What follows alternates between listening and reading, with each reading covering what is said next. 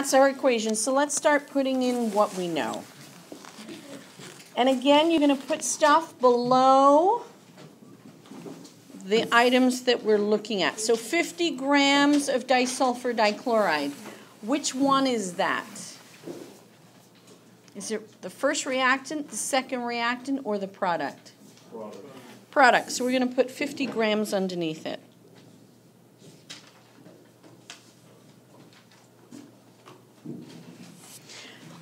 And conveniently, somebody has calculated the molar mass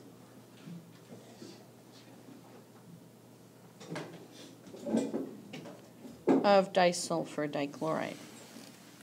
We want to know how many molecules of chlorine. So we're looking for what letter? Big N. What is Avogadro's number?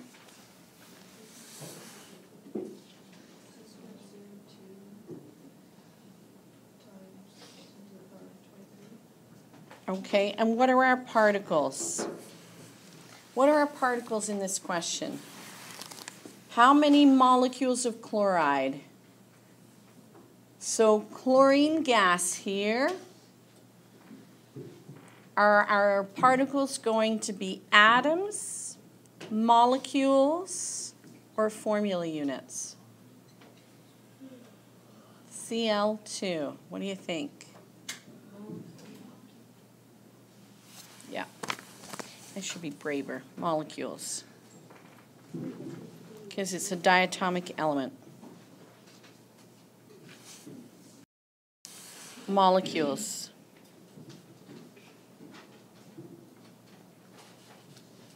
Of chlorine. All right.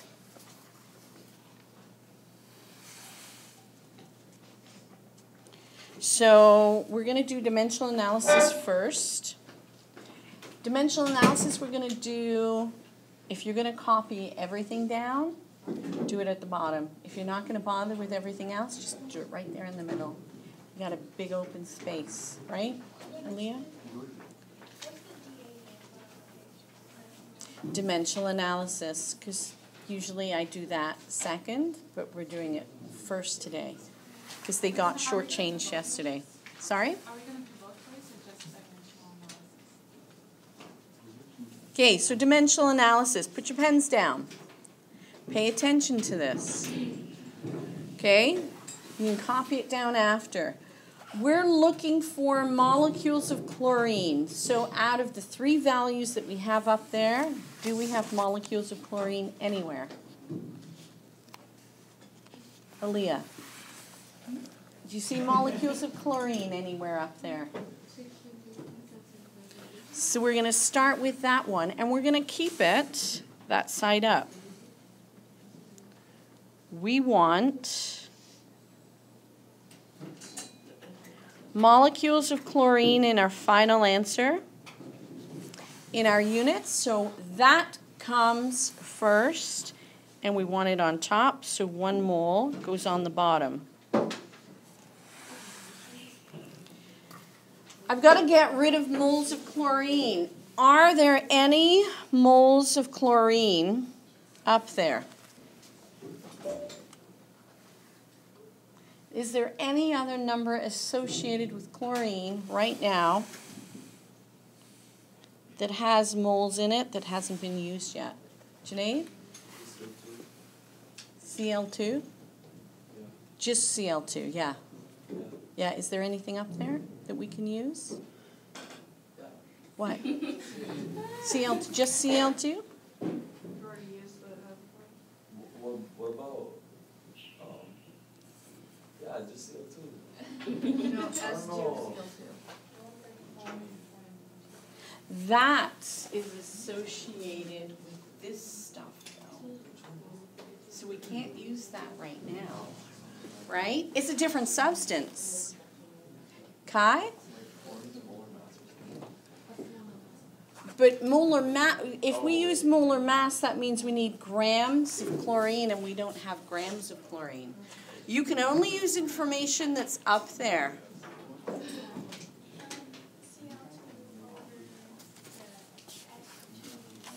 Yeah. You have to tie this information into this information because we're going to need moles. So you're going to use the mole ratio. There's 1 mole of Cl2 for every 1 mole of S2Cl2. So we just use the mole ratio. Now I've got moles of S2Cl2. I want to get rid of this. I don't want anything else. So is there anything up there that has moles of S2Cl2 in it? Micah?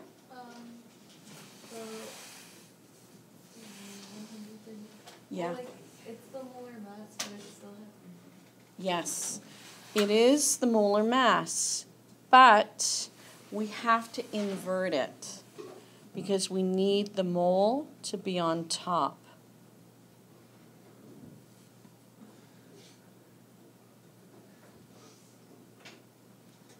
We're not changing the relationship, so we can invert it, and then that gets rid of moles of S2Cl2, but we've got grams of S2Cl2.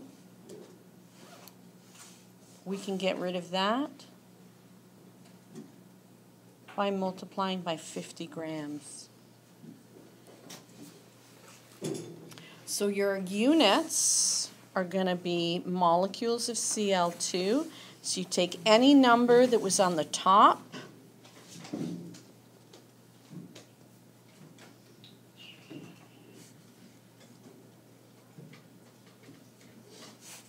and divide it by any number that's on the bottom. I've eliminated the ones because they don't affect your answer. Are we okay with this? We're doing formulas. We can't start here because we don't know moles of chlorine yet. If we did, it would be a straight up multiplying, right? So we have to find moles of what we can, and we have enough information from disulfur dichloride to start there. So the formula for moles is mass divided by molar mass. So by setting your data up underneath disulfur dichloride, mass over molar mass, you just divide and you get the number of moles. So we have this number of moles of disulfur dichloride. We need moles of chlorine, so we have to multiply by that by the mole ratio. You probably don't have to write this out again. I do because I have no room. You multiply that by the mole ratio. I want to get rid of S2Cl2, and I want chlorine. So chlorine's on top. The ratio is 1 to 1. So now I'm left with 0.370315 moles of Cl2. Now that I have the moles of chlorine, I can calculate the number of molecules. So if I take the number of moles, multiply it by Avogadro's number,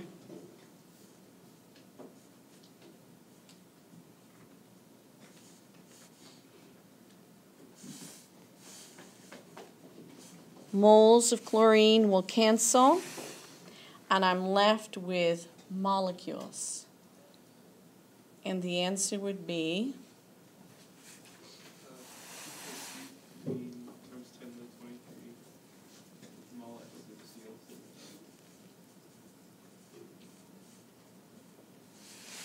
so there's a couple of main differences between formulas and dimensional analysis.